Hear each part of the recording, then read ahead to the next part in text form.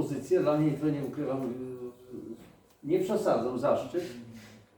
Wspólnie poprowadzić tutaj temat, który pani doktor nauk medycznych Marta Woźniak prowadzi, adiunkt w Uniwersytecie Medycznym imienia Piastów Śląskich we Wrocławiu.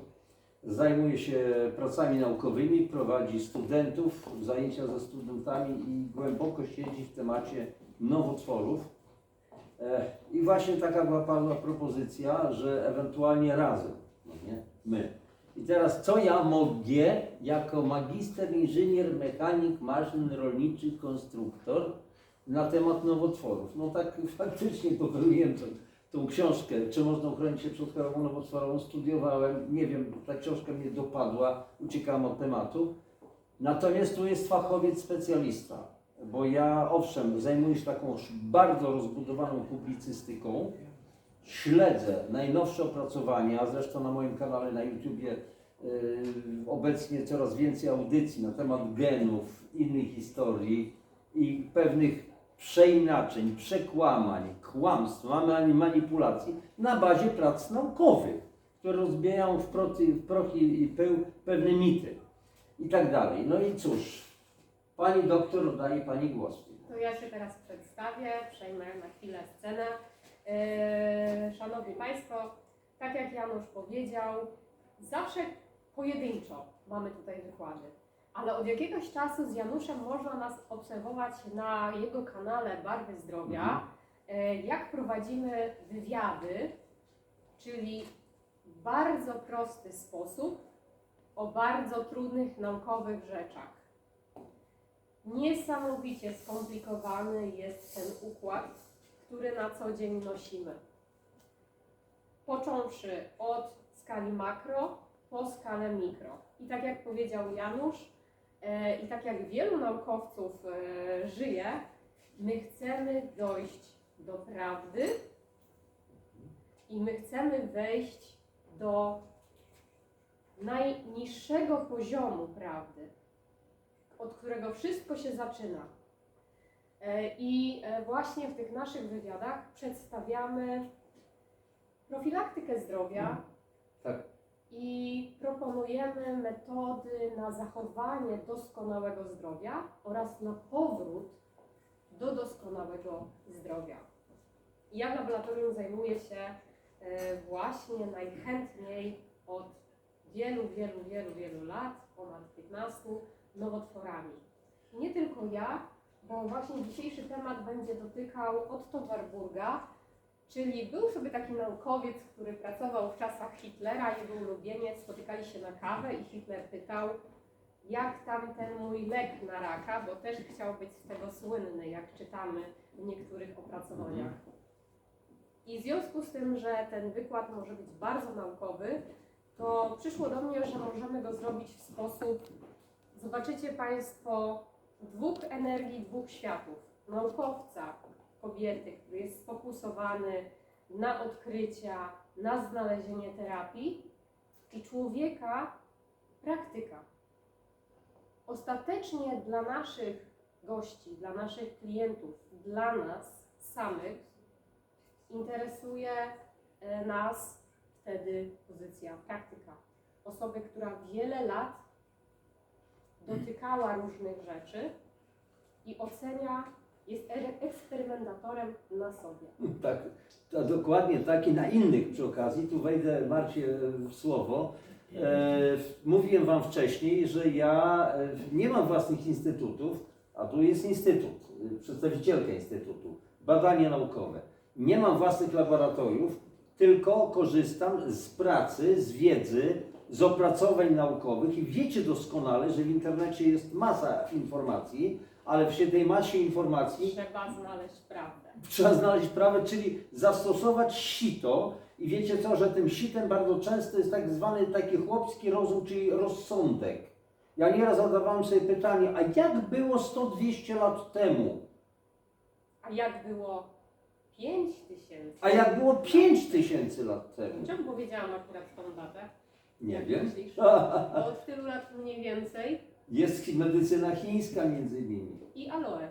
I aloes. O to właśnie chodzi. tak jak mówiłem, najlepiej przebadana pod względem terapeutycznym roślina świata.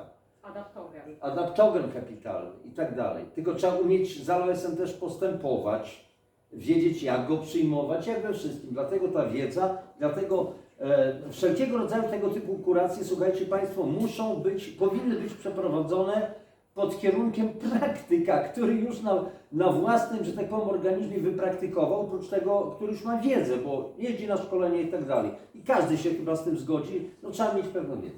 I po to się tutaj spotykamy też i po to są te nasze wykłady, dlatego że ja Wam powiem, jak to wygląda w komórce, jak to wygląda w guzie nowotworowym, jak to wygląda w organizmie, jak to wygląda w badaniach przedklinicznych i w badaniach klinicznych.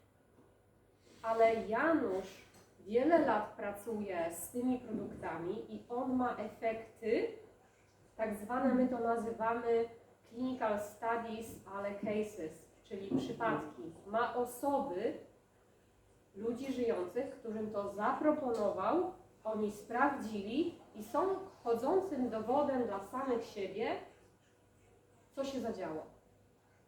Jeśli chodzi o badania kliniczne i badania naukowe, to zupełnie inaczej wygląda. Dlatego to połączenie jest niebywale skuteczne, jeśli chodzi o wyłuskanie prawdy. Bo ja Wam powiem to, co widzę, szkiełko i oko, a Janusz Wam powie w kontekście osoby, która pracuje, jest od strony praktycznej, doświadczenia, ekspertem. Dlatego tak też będziemy się przemykać między badaniami, teorią i tą praktyką. To będzie bardzo praktyczna rozmowa. Januszu, taki pierwszy slajd, to było pierwsze jajko czy kura? Czyli jajko czy dinozaur? Czyli co jest pierwsze? Najpierw psujemy zdrowie i pojawia się nowotwór? Czy może wręcz przeciwnie? Pojawia się mutacja, nowotwór i potem już się psuje wszystko. Aha. I teraz jest tutaj, oczywiście jest kontekst pewien, bo Marta mówi o genach w domyśle. Czyli człowiek się urodził już z defektem genu i koniec, nie ma szans. Jak słyszycie, geny pozamiatane. I to jest potworny mit, bo Marta jest naukowcem, jest po prostu fachowcem w swojej dziedzinie. I teraz jest sprawa taka, może się dziecko urodzić z defektem jakiegoś genu? Może. Może. Czy można naprawić coś w genach? Może. Nie wiem. Jeszcze nie, ale tak, pracujemy. Ale już pracują nad tym naukowcy. Natomiast jest inna sprawa. Nie defekt genu, tylko mit, że jeżeli tu już nosisz, ja ostatnio audycję robiłem na temat tych słynnych dwóch genów, BRCA1, BRCA2, czyli breast cancer, popraw mnie moja angielszczyznę, breast cancer 1, breast cancer 2, te typowe, jak masz nosicielką, jesteś dziewczyną, a mężczyźni też potrafią mieć raka słupka, jeżeli jesteś nosicielką, to znaczy jest prawdopodobieństwo 67 do 80%, do 82%, że na pewno zachorujesz na nowotwór. To jest nieprawda. Słucham? To jest nieprawda. Oczywiście, że jest nieprawda. Tu są statystyki i coś, co my obserwujemy w laboratorium. Faktycznie ten gen się uaktywni i zacznie być ekspresjonowany, a następnie przekazywany komórkom potomnym. W związku z tym ta mutacja będzie powodować wzrost. Mamy 1 miliard komórek w 1-centymetrowym guzie. I teraz, kiedy się to ujawni? Wtedy, kiedy ja zapewnię komórkom odpowiednie warunki na szalce. Czyli epigenetyka. A Tak. w organizmie, Pani powie? A w organizmie ja na to patrzę z tej strony.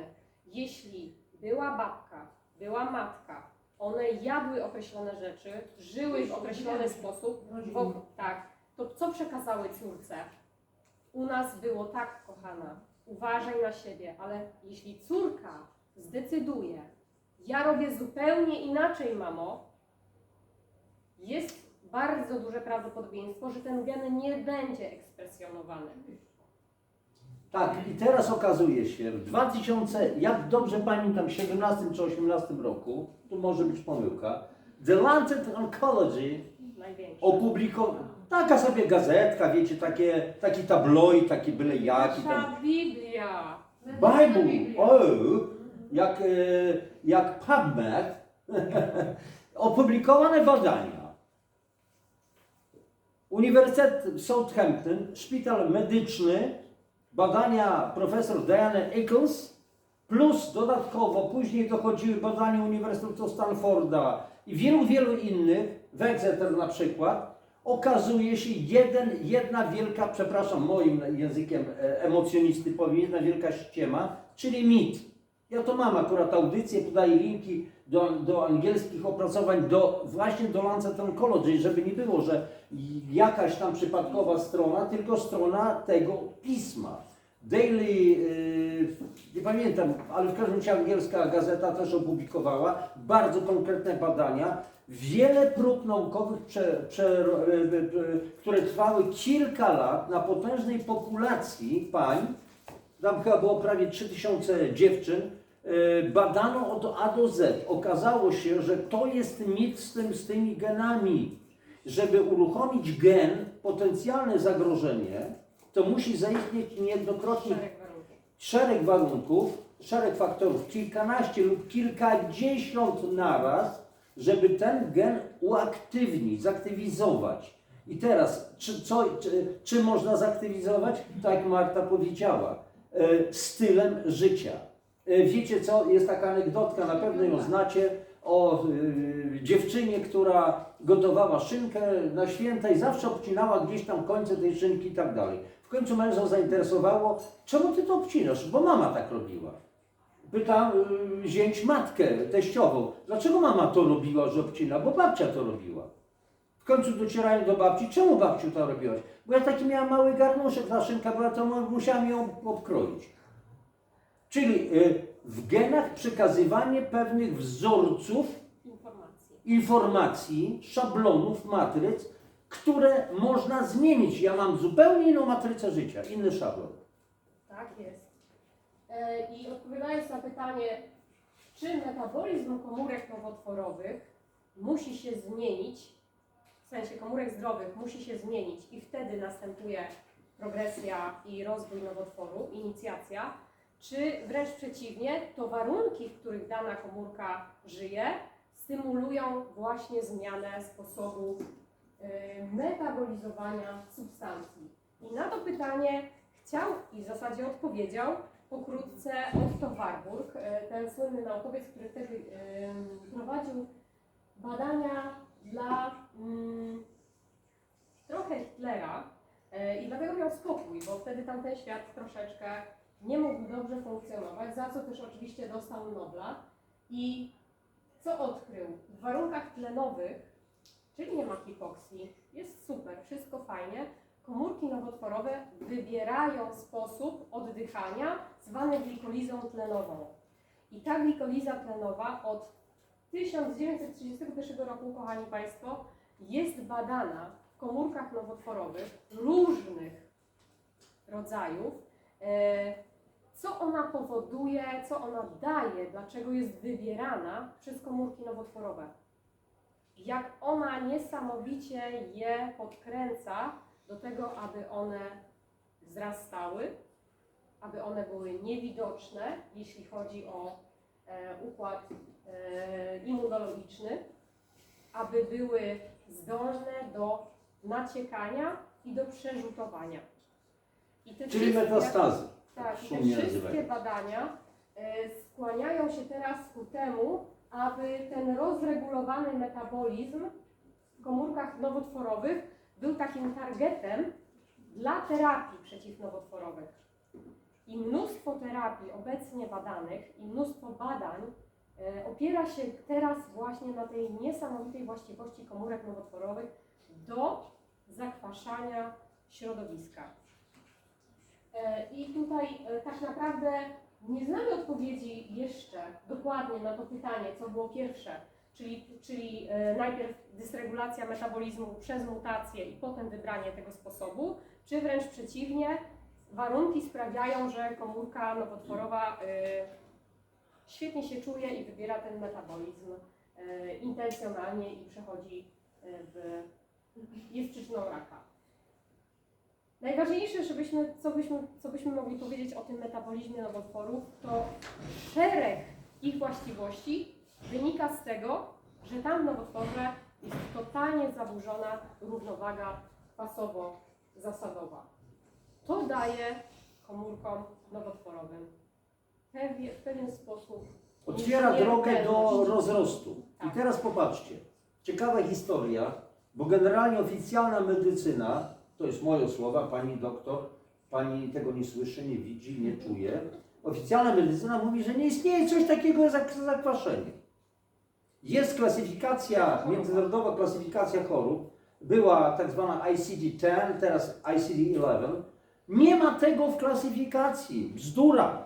No, nie ma oczywiście, to nie jest choroba zakwaszenia, to jest stan organizmu, stan zaburzenia, bo generalnie, jeżeli uwzględnimy, ja już o tym mówiłem wcześniej, jest zaburzenie, jest na rzecz czynnika kwasowego. I teraz wszelkie pasożyty, wszelkie wirusy, wszelkie bakterie destrukcyjne uwielbiają środowisko zakwaszone. Ja to porównuję do lasu. Padła brzoza, tak? Burza była i tak dalej. Po krótkim czasie widzimy, że tą brzozę porastają grzyby. My możemy je zebrać, bo to mogą być te, no, jak one się nazywają, pięka miodowa, przykładowo, pięknie. Ale po co te grzyby narastają i jakieś inne, tam owady, drążą? Po to, żeby rozłożyć tą martwe ciało, ten martwy obiekt. I tak samo, jeżeli w nas jesteśmy potężnie zakwaszeni, mamy te patologiczne różnego rodzaju drobnoustroje, pojawia się nowotwór, to on mówi: kochany, ty jesteś martwy i dlatego muszę to rozłożyć tkankę. No co ty chrzanisz? Przepraszam, to jest moje, że tak powiem. Nie, ja żyję przecież. Nie. W moim mniemaniu wszystkie twoje parametry ze względu między innymi na silne zakwaszenie na poziomie na przykład 5,2 poranny mocz, a to pokazuje, co się dzieje w organizmie, a skala pH jest potencja hydrogenii, czyli potencja jonów wodorowych, jest skalą logarytmiczną, czyli i generalnie, jeżeli jest piątka i szóstka, to piątka jest 10 razy silniejszym kwasem od szóstki. Jeżeli dalej mamy siódemkę, to szóstka jest 10 razy silniejszym kwasem od siódemki, czyli jest 10 razy więcej jonów wodorowych. I teraz, jeżeli porównamy piątkę i siódemkę, to jest 10 razy 10. Piątka jest 100 razy silniejszym kwasem od siódemki. Według moich kryteriów nowotworowych, stary, jesteś tak zakwaszony, że według moich kryteriów ja widzę, jesteś martwy. Dlatego ja chcę cię rozłożyć. Tak to funkcjonuje. W przyrodzie, tak. I dokładnie też będzie się działo w mikroskali. Jeśli chodzi o to, co powiedziałeś, to faktycznie wszelkie zaburzenia, jeśli chodzi o homeostazę kwasowo-zasadową, będą prowadziły do chorób, będą prowadziły do infekcji, bakterie świetnie się czują, tak jak to powiedziałeś, w tym środowisku, będą prowadziły do przewlekłych stanów chorobowych, do częstszego łapania wirusów. I naukowcy też szukają obecnie powiązania między chorobami autoimmunologicznymi i również zakwaszeniem. To jest taka ciekawa historia, że całkiem niedawno odkryli, iż w węzłach chłonnych są specjalne nisze, które są kwaśne, mają kwaśne środowisko. Bo jak to się dzieje, że limfocyty, których jest tak dużo w węźle chłonnym, one nie są reaktywne, nie powodują jakichś takich zachowań z naszego organizmu, że jest niebezpiecznie. One wszystkie są razem, one są cały czas przygotowane do walki, do zwalczania bakterii, do zwalczania komórek. Daj im tylko sygnał, jeden bodziec, one już lecą, już załatwiają sprawę. Są bardzo reaktywne. I właśnie naukowcy zobaczyli, że w tych węzłach chłonnych jest środowisko kwaśne. Co nam daje ta informacja? Że jeśli taka komórka immunologiczna, czyli limfocyt, czyli limfocyt cytotoksyczny, który ma zabić komórki nowotworowe, bo taka jest rola też układu immunologicznego, jak naukowcy... Czy makrofagi, które pożerają na przykład? On tam wchodzi, to środowisko, ono jest zakwaszone i co on może zrobić? To co w węźle chłonnym, pobyć trochę zaktywizowanym i tyle.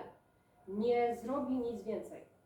I tu wejdę Ci Marta w słowo. I teraz wyobraźcie sobie komórkę, nie pojedynczą nowotworową. Co się okazuje, że komórka nowotworowa zakwasza swoje otoczenie. Cały guz zakwasza swoje otoczenie. Całe otoczenie. I co to jest? To jest rodzaj, słuchajcie, pola minowego, czy jakiejś takiej bariery chemicznej, gdzie limfocyty chcą wejść i nie dają rady. Nawet jak wejdą, to tak jak pokazują te Dezaktywacja badania, następuje. nie mogą pełnić swojej roli. I zobaczcie Państwo, naukowcy również zrobili taki, tutaj jest schemat, jak wygląda błona komórek zdrowych. Ona jest zupełnie inna niż bardziej oczywiście obojętna, od wewnątrz bardzo ujemna niż komórek nowotworowych. Błona komórek nowotworowych jest ujemna po jednej stronie i po drugiej stronie. Co to daje? Że te kationy sobie przechodzą, migrują jak chcą. Tam jest duże zakwaszenie i duży potencjał do zakwaszania. I dodatkowo, zobaczcie, w normalnych neuronach my też mamy zakwaszenie wewnątrz komórki po to, żeby neuron wygenerował sygnał. A jak to się dzieje w komórkach nowotworowych? My potencjał, ten elektroujemny w komórkach nowotworowych nie mamy na poziomie, tak jak w neuronach, minus 60, minus 70, czyli mamy totalne minusy w środku, troszeczkę plusów na zewnątrz. My w komórkach nowotworowych mamy minus 13, co to oznacza, że tam jest bardzo kwaśno w tej komórce nowotworowej.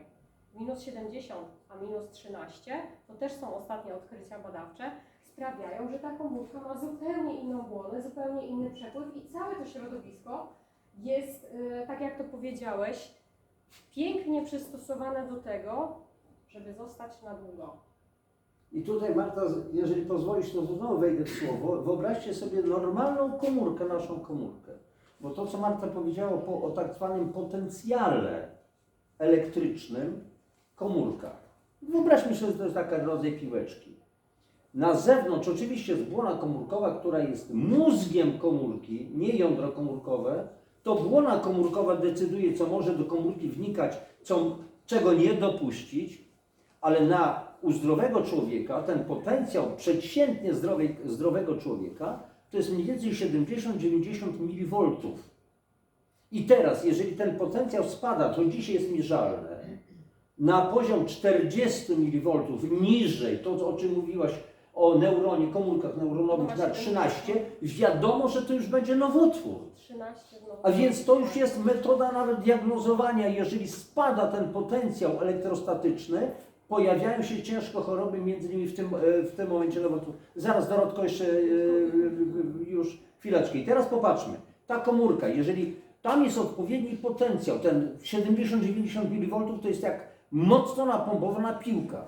Jak brzuch mocny, do którego żaden cios po prostu nie dociera. Jest odporność. Natomiast jeżeli ten brzuszek jest słaby, ta piłka taka wypuszczono z niej powietrza, to każde uderzenie po prostu wchodzi w ten brzuch. A więc jest problem. Już się pojawia osłabienie. A więc mówimy o mocy układu odpornościowego, bo jak wielu lekarzy nawet powiada, nie ma czegoś takiego, to jest obrazotwórcze, nie ma czegoś takiego jak choroba nowotworowa. Jest jakieś niedomaganie układu odpornościowego, który nie jest w stanie obronić organizmu. Ja mam jedno pytanie do pani doktor. Czy ten mechanizm obniżenia potencjału elektrycznego, który jest ściśle powiązany z klasowością, również stoi za ograniczeniem komórki nowotworowej do zdolności apoptozy? Czy to jest ten mechanizm, czy jest inny mechanizm? Bo zastanawiam się, bo ja dzisiaj też będę troszeczkę opowiadała z pewnej swojej perspektywy, która wydaje mi się, że bardzo dobrze uzupełni to, co Państwo mówicie. Natomiast zastanawiam się właśnie, bo do dzisiaj jakby ja przynajmniej nie dotarłam do informacji mówiącej o tym, jaki dokładnie mechanizm stoi za wyłączeniem procesu apoptycznego, który z kolei powoduje niebezpieczeństwo, jakie niesie ze sobą nowotwór. Tak jak było wcześniej na slajdzie, generalnie skupiamy się na tym, że 3 klasy genów są bardzo zmutowane, jeśli chodzi o proces nowotworowy. Te, o których Pani mówi, czyli geny supresorowe, geny, które mają wrzucić każdą komórkę, która jest nieprawidłowa, zachowuje się inaczej, albo ma chociaż jedną mutację w proces tak zwanej programowanej śmierci komórki. On jest naturalny, dlatego ja z każdym dniem nie mam większych palców, rąk i nóg, bo po prostu za każdą komórkę, Nie która... żyjemy dzięki śmierci komórkowej. Tak. Tak, Za jedną apoptoza. komórkę powstaje druga. W nowotworze proces umierania komórek jest totalnie wyłączony. No On jest właśnie. po prostu I wyłączony. właśnie chodzi mi właśnie o ten moment, czy z Pani badań albo doświadczeń, może nie bezpośrednio wprost, może wynikać taka supozycja, że właśnie obniżony potencjał elektryczny z tych 70 do 13 mV może stać za wyłączeniem tego procesu apoptycznego? To jest bardzo ciekawe pytanie i w zeszłym roku albo w tym roku mówiłam o tym na ostatniej konferencji, jak potencjał elektryczny, zupełnie inny komórki nowotworowej, wygenerował niesamowite podejście terapeutyczne. To jest praca z Nature, bardzo nowiutka, bardzo świeża i faktycznie naukowcy stwierdzili, że skoro tam jest tak niski potencjał, to podłączmy jedną elektrodę, drugą elektrodę, puśćmy prąd. Zobaczymy, co się dzieje. Wiecie, co zobaczyli? Że ten prąd, który przeszedł, spowodował taką depolaryzację, że otworzyły się mitochondria. A jak otworzą się mitochondria, zachodzi proces umierania komórki. Bo mitochondria to oddychanie. I komórka po prostu przez wyrzucenie ogromnych ilości cytochromu C do cytozolu dostała sygnał umieram. I to jest bardzo świeże, w tym kierunku pójdą najnowsze terapie i to właśnie mamy je dzięki odkryciom profesora Otto Warburga. No, o to też się opiera terapia McMakin, często tych Zaraz gościami, ją Pani więc- pokażę, tą publikację, bo chyba nawet ją zgrałam. I teraz zobaczcie Państwo tutaj, wracając do tego potencjału, to co powiedział Janusz o tej piłce, dziękuję Ci za ten przykład. Wyobraźcie sobie, że ten kwas, powiem to kolokwialnie, rozpuszcza matrix zewnątrzkomórkową. Co to znaczy? Niszczy kolagen, postarza. Ale też Działanie sprawia, aging. że ta komórka, i to jest to, o czym mówiłam na ostatnim wystąpieniu, to jest ten patent, który teraz jesteśmy bombardowane z moją przyjaciółką, jest rozszerzany na kolejne kraje. Wykazałyśmy, że można zdiagnozować komórki DLBCL, czyli Diffuse Large B-cell Lymphoma, błoniaka specyficznego, niehodgkinowego, na podstawie potencjału błony i jego lepienia się. Komórka zdrowa, jak miałyśmy specjalne szczypce optyczne, ona została przytwierdzona do podłoża, czyli do tego matrix zewnątrzkomórkowego w 10 sekund, 15 sekund. To już moje szkiełko i oko Wam teraz pokazuje. Komórka nowotworowa, którą dałyśmy do układu, Od razu. absolutnie. Znaczy, w sensie, że w ogóle. Ona już minutę, 2, 3, 4 i jeszcze hulała i jeszcze w ogóle nie była przyklejona. Co to oznacza? Że te właściwości błony i to, jak ona zakwaszona jest w środku, sprawiają, że ona super migruje, przechodzi przez naczynia i daje to, o czym Czyli jest zjawisko przerzutów, czyli metastazy. I to jest najgorsze. Tak, i teraz posłuchajcie. Ponad 90 przypadków śmierci, czyli 90 na 100 ludzi chorych na nowotwór umiera nie z powodu samego guza. O, link. To jest to badanie. Marta, będę miał do Ciebie prośbę, bo prześlesz mi na Messengera. Oczywiście. Ja to muszę znaleźć. Po prostu pasjonuję się tym. A więc 90% przypadków śmierci jest nie z powodu samego guza, tylko przerzutów, czyli metastazy.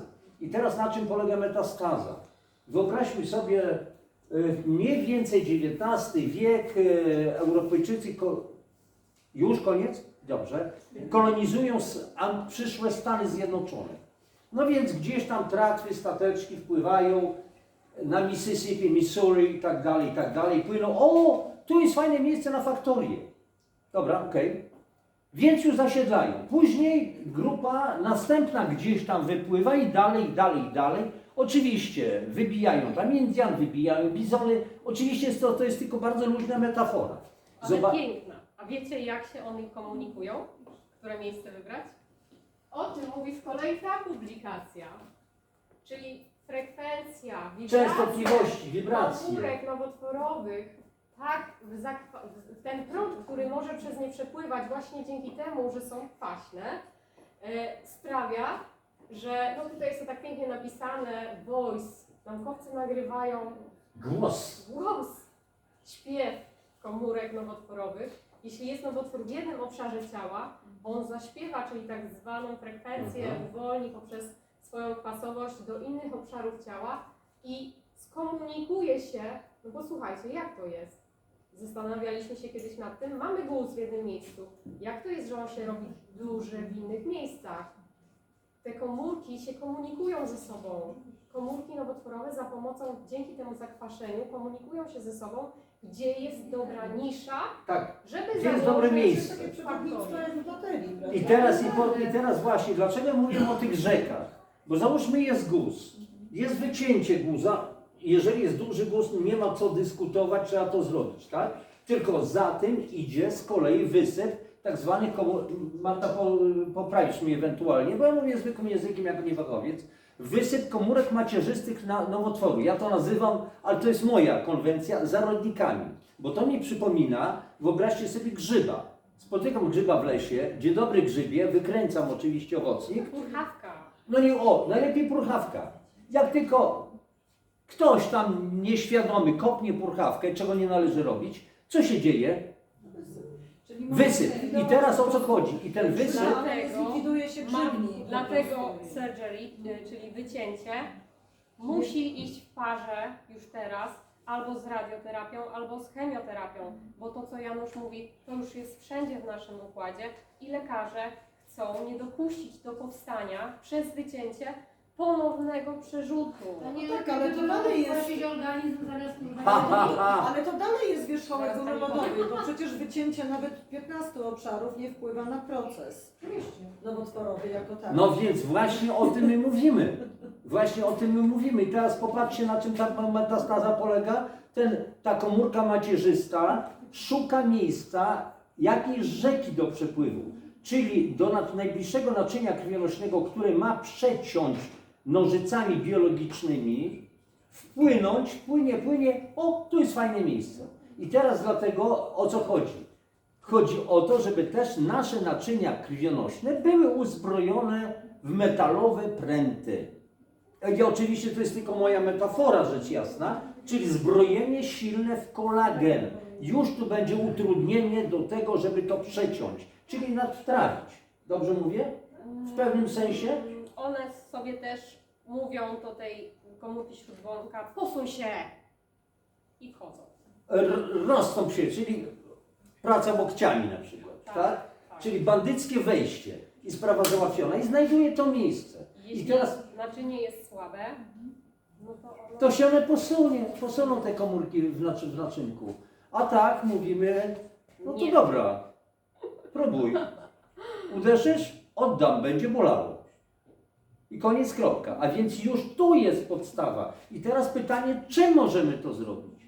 Jest wiele środków naturalnych, między innymi kanabinoidy chociażby, ale to całe szerokie spektrum. Nie, Janusz, no tam jest przecież nasz przyjaciel. Jest mnóstwo badań na ten temat, które pokazują, jak świetnie działa ten adaptogen na oczyszczanie wszelkich rur w naszym organizmie. Mhm. Okej. Aloe vera barbadensis Miller. Tak jest. To jest, jakby Państwu tu powiedzieć, wszystko w małym palcu u naukowców i tak faktycznie się dzieje, że nasz organizm nieustannie odwraca wszelkie zakwaszenie i przywraca alkaliczność. Ale ja mam często pytania, no to czy ta terapia uleczy, uzdrowi? To było tydzień temu na Harmonii Kosmosu. Ludzie zrobili taki skrót myślowy, że to na pewno ta terapia wszystko uleczy, uzdrowi i nie trzeba brać żadnych innych terapii. Problem jest taki, że jak my mamy jakąś mutację w naszym organizmie i ona zdąży już urosnąć, sformułować guzka, o którym my nie wiemy, nie mamy pojęcia, bo dopiero duży guz potrzebuje dać jakieś symptomy. Mały guz, jeśli to będzie guz przysadki mózgowej, bo przysadka jest taka, maluteńka, ale jeśli mamy wątrobę, no to jak duży musi być guz, żebyśmy zauważyli, że coś się dzieje, prawda? Więc wszystko zależy.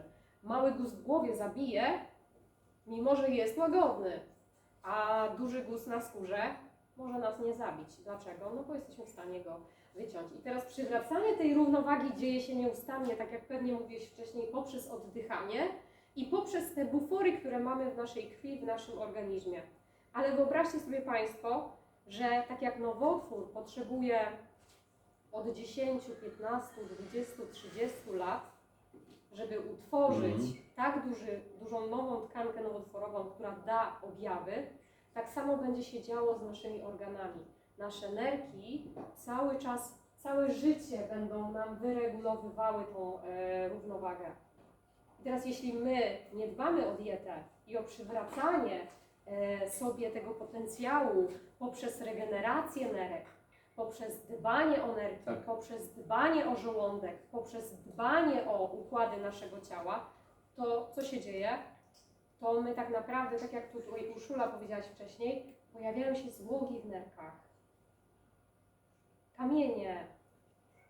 Jak te nerki mają funkcjonować i jak mają przywracać tą równowagę?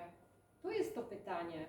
Jeśli to nie działa, to jak łatwo będzie mógł się rozwijać dalej ten nowotwór?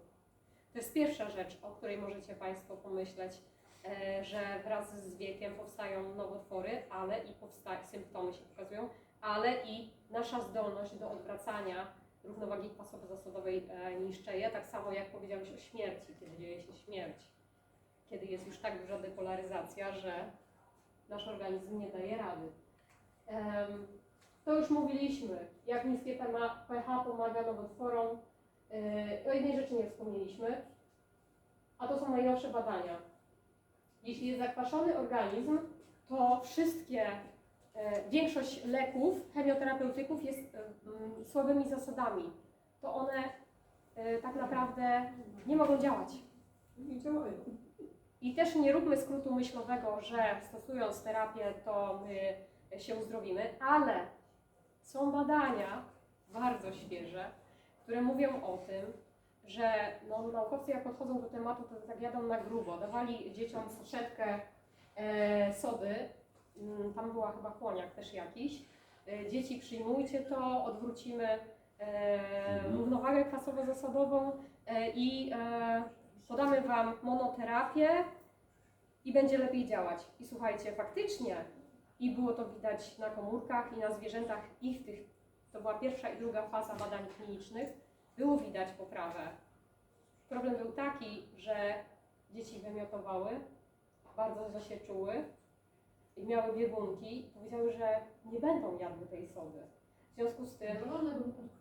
związku z tym naukowcy już zrezygnowali lekarze z trzeciej fazy tych badań klinicznych, dlatego że chcieli użyć związku odkwaszającego, który jest powszechnie dostępny, naturalnie i wiadomo jak działa. No ale tutaj mamy alternatywę w postaci profilaktyki zdrowia, w postaci odkwaszania. Jakoś nam przybyło jeszcze tego czasu, mi się Anno wydaje. Dziękujemy. I są badania na melanomie, również pokazują, że kwaśne środowisko czerniaka, kiedy jest wprowadzony dodatkowy bufor odkwaszający, monoterapia świetnie działa. Więc to się dzieje. I to, że na przykład ktoś wyskoczy mi na jakiejś konferencji i powie, że to nie działa, a jak jutro w Lancecie będzie badanie, że to działa, To co? to co? Także my każdego dnia czytamy z Januszem dziesiątki nowych publikacji, które pokazują głębiej i więcej wiedzy w temacie, który badamy od 1931, czyli roku Nobla dla Warburga. Metabolizm nowotworów jest inny. I często w ogóle prace profesora Warburga są przeinaczane, niezrozumiałe. No na korzyść oczywiście. Tłumaczy się, a nie, Warburg miał co innego na myśli. Tak jak w dowcipie o Mickiewiczu, który nie zdał egzaminu zamiast studenta i tak dalej. Więc normalnie w Cancer Research na różnych stronach terapia alkaliczna, dieta alkaliczna jest tak jak i dieta ketogeniczna, tak jak i dieta organiczna, tak jak i dieta suplementacja dodatkowa, to są zakwalifikowane przygotowane dodatkowe potencjalne terapie do wspierania leczenia. A dlaczego? Dlatego, że między tymi chemiami, między tymi radioterapiami, to co się dzieje z pacjentami, nie ma tu z nami Justyny Dąbrowskiej, ona była tą osobą, która przeszła, jest bardzo ciężko. Jeśli jesteśmy w stanie jakkolwiek tym osobom dodać energii i pomóc organizmowi w regeneracji po tym, co dostał, jakie toksyny, no to nie należy się tego w żaden sposób gdzieś tam bać, bo badania kliniczne nad tym wszystkim, o czym my tu teraz mówimy, cały czas. Natomiast to są badania kliniczne na zachodzie, tak zwane. Natomiast jeżeli wejdziecie na przykład na www.zwrotnikraka.pl, to ja przygotowując książkę tą swoją, czy można uchronić się przed nowotworami, po prostu, słuchajcie, spotkałem się z takimi tekstami, że po prostu ręce opadały. Absolutnie żadnych suplementów, absolutnie żadne tak zwane zdrowe odżywianie nie wspomaga procesu uzdrawiania i tak dalej, i tak dalej. No bzdury nad bzdurami i to jest, takich materiałów jest mnóstwo. Wiele lat temu nawet wielu ludzi, którzy robią to, co my, mówią: Panie Nuszu, ale co robić, bo moja koleżanka, która ma nowotwór, powiedziała, że lekarz jej oświadczył, że absolutnie żadnych suplementów, one tylko dożywiają raka i tak dalej, i tak dalej. Żebyście Państwo mieli świadomość, że będą tego typu historie. Zakwaszenie nie istnieje, to bzdura i tak dalej, i tak dalej. Proszę bardzo.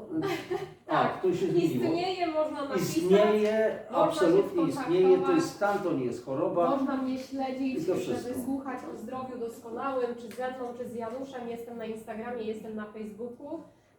I tak, no i z Januszem prowadzimy Państwa do zdrowia doskonałego. Bardzo dziękuję.